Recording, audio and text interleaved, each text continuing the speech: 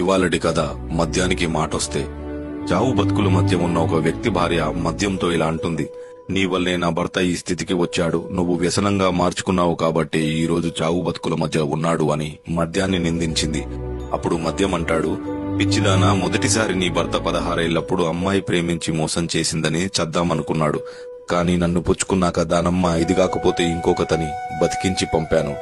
చదువుకున్నా లాభం లేదని సాయంత్రాలు ఏడుస్తుంటే ఉద్యోగం కాకపోతే వ్యాపారం చేసుకుంటాననే ధైర్యం చెప్పి పంపాను. అమ్మ చనిపోయినప్పుడు, నాన్న కాలం చేసినప్పుడు నిద్రలేక ఏడుస్తున్న కళ్ళకి మత్తు పొరులు కప్పి నిద్రపుచ్చింది నేనే.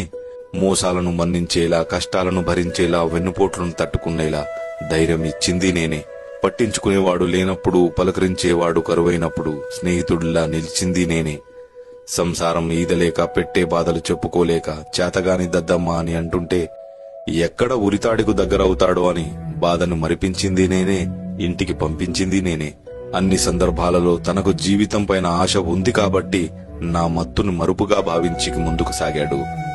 ఎంత చేసినా నువ్వు మాకు ఏం పీకావు అని ప్రశ్నించారు కాబట్టే బతకాలన్న ఆశ కోల్పోయి మంచాన పడ్డాడు.